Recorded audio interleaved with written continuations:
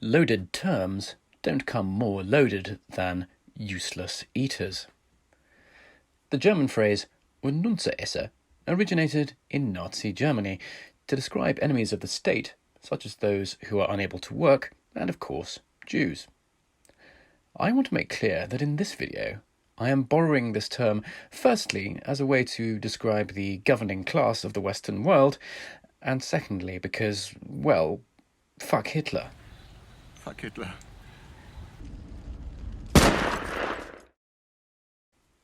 If you're willing to listen, I'll argue that today's useless eaters aren't society's undesirables, it's the state itself. And the state is eating all of us for breakfast. In the Western world, in 2020, we are all on a war footing against an invisible enemy, a deadly virus with a 99% survival rate. The media-fueled paranoia, mass house arrests, dress and speech codes, and technocratic tyranny are all reminiscent of life in a fascist dystopia. In history, fascism is characterized by an all-powerful state, which has merged with corporations. Compliance is enforced everywhere, from the workplace to the street, by specialist police forces. But unlike historical fascism, in Corona world, our surreal form of fascism light projects the values of weakness, not strength, playing on our vulnerabilities in order to protect ourselves from ourselves. In this video, I'm going to speculate that the corona crisis has stripped bare the true nature of government in the Western world. This is that the state we're living in is a lot like living with an overbearing, narcissistic parent.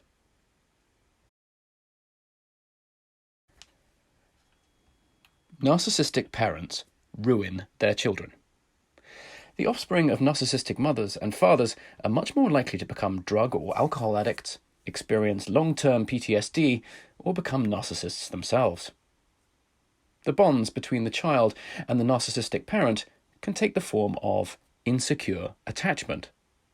This is where the child wants to love their parent, but learns to fear them. Victims can become avoidant, or disorganized, or anxious, and they become totally dependent on their narcissistic parent for their self-esteem. Many narcissistic mothers and fathers parentify their children, forcing them to take on a caring role in looking after the narcissist's emotional needs.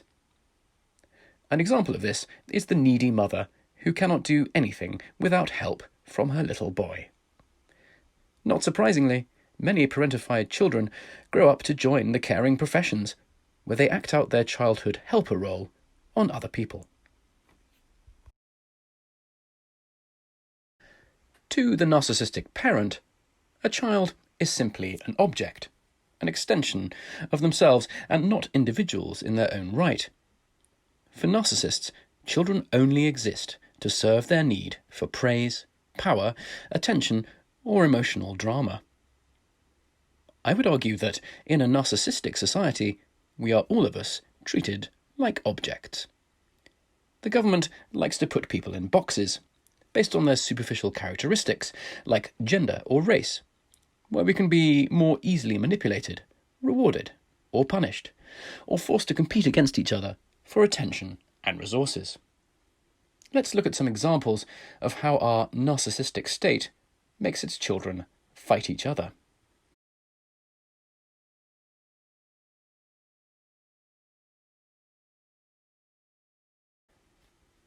Women are the state's golden child, the one who can do no wrong, and they are the state's most loyal clients. Not only do more women than men depend on the state for welfare payments, but many of them are more than happy to toil for the state as well. In 2020, it's not Big Brother anymore, it's Big Mama. Of the 6 million foot soldiers who work full-time for the British government, women make up 2/3 of them, and in part-time state employment, women outnumber men 13-1. Women are ideal public servants. On average, they are more agreeable than men, more compassionate, less ambitious, more diligent, and less likely to prioritise anti-statist ideas like personal liberty. Women's freedom is freedom from, not freedom to. Now, I have covered the parasitic relationship between feminism and the state in previous videos, but of course, feminists do not speak for all women, even if they insist that they do. In fact, many women are not willing partners of the state.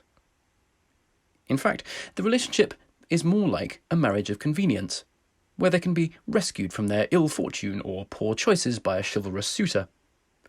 When women are wedded to the state, they are infantilized like spoiled, ungrateful children, or treated like the passive heroines in romantic literature. Due to family commitments, many women depend on the state for much of their disposable income, as the burden of child-rearing falls on them, albeit in most cases voluntarily. Women also live longer than men, and so, quite reasonably, they need more health and pension spending. But aside from the culture of dependency that the state fosters in women, some of the darker elements of female nature can be heard in our narcissistic state. There is the unmistakable echo of the narcissistic mother's voice in our public realm, with its endless tone policing, virtue signalling, and shaming of outsiders. This is the kind of behaviour seen in the communitarian type of narcissist. Modern women are forced to endure state-sponsored cognitive dissonance. They are urged to live a healthy lifestyle, while at the same time being told that being fat is perfectly healthy, and they are given constant messages of empowerment while being forced into dead-end government jobs just to pay the bills. In fact, there is some evidence that working parents who dump their children in daycare will induce feelings of abandonment that can give rise to narcissism in their children in later life. But if the tax farm where we all live is to carry on profitably for our managerial elite, women must be milked, along with everyone else. Of course, nobody in our narcissistic family likes men very much. The strong-willed child, who is more likely to rebel against abuse, is always the narcissist's despised scapegoat, and of course, they will always be accused of being the real abuser. Narcissists love to bite the hand that feeds. The UK's population of gammons, a humorous term for middle-aged white men, amounts to more than 15 million people. That is a larger demographic than all ethnic minorities of both genders combined. In fact, some controversial research suggests that over the course of a lifetime, only men are net contributors to the tax system. This is the dirty little secret at the heart of our narcissistic state. It is funded by its enemies, under threat of imprisonment. Rather like the henpecked husbands of narcissistic wives, it is taboo for men in our society to express their resentment openly, and they are marginalised and relegated to outsider status in a family that is fraying at the seams. Sadly, most men in 21st century Britain are left with fewer and fewer healthy outlets for their frustrations, apart from making YouTube videos.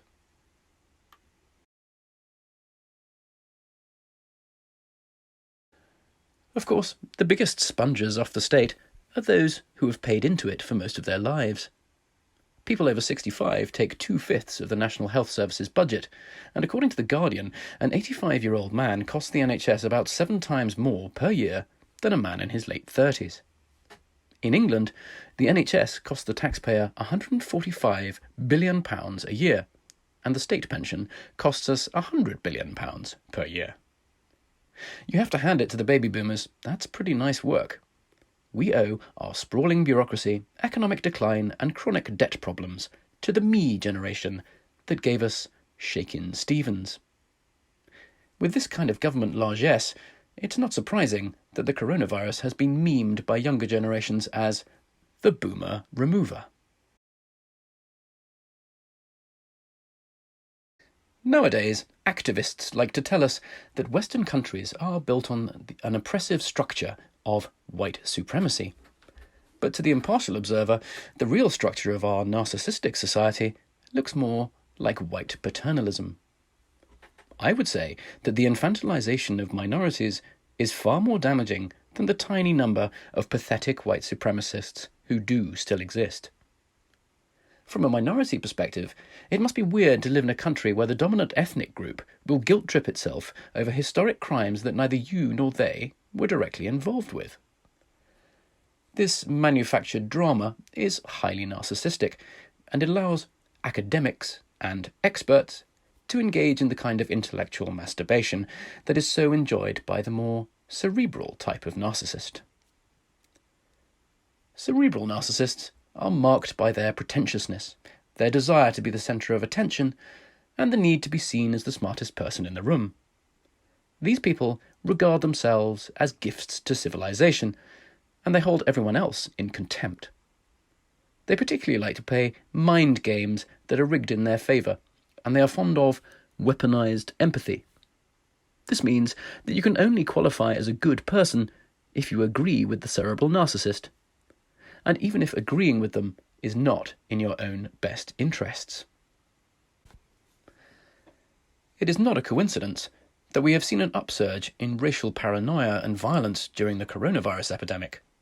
Like the virus, racism is an invisible enemy that is simultaneously everywhere and nowhere, and only our priestly expert class has the answers. Our society's patronising approach to minorities, who are treated like warring children who lack any kind of personal agency, appears, in some cases, to have fostered what psychologists call hostile dependency.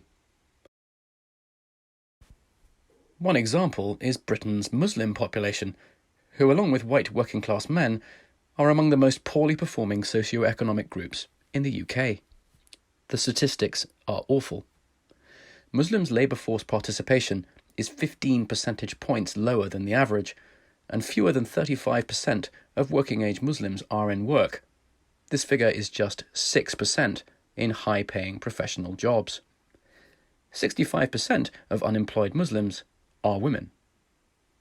All this is apparently due to racism. Of course, mere money does not tell the full story of the contribution that Muslims make to our cultural and social life, and one could be forgiven for thinking that being treated like a child by a distant and dysfunctional government, which pretends to care about you but drops bombs on your relatives, might cause some resentment. Oddly enough, many gays are happy to be treated as a victim group, despite being singularly successful as a group. On average, oppressed homosexual men in the UK earn nearly 40% more than their heterosexual counterparts, a little shy of $50,000 a year. The enthusiastic embrace of the state by homosexuals is puzzling, given that in most cases they are net contributors to the national purse, or handbag. Gay people are handing over nearly half their income to the state in order to educate other people's children, fund generous welfare for people who hate them, and fight wars that they might choose to oppose.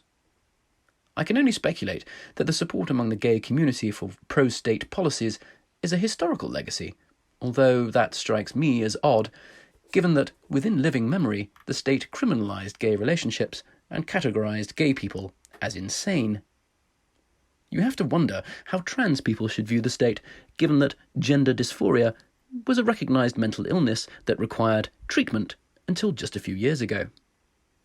But of course, the state is busily making up for lost time and atoning for past offences with an orgy of virtue signalling, courtesy of the trans community's ideological parasites.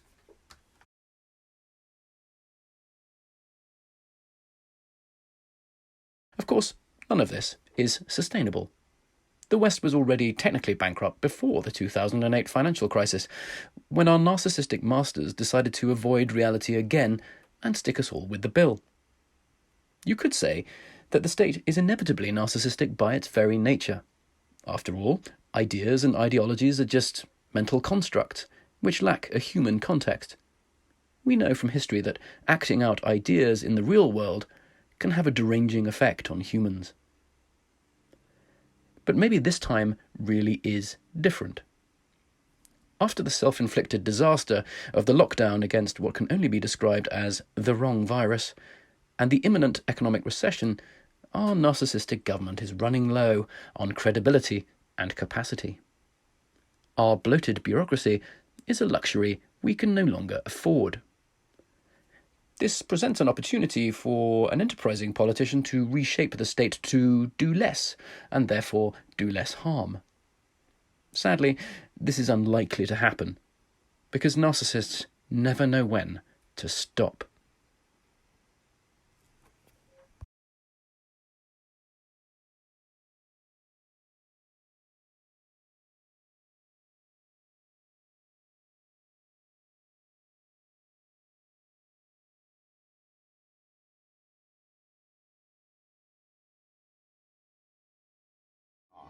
See, madness, as you know, is like gravity.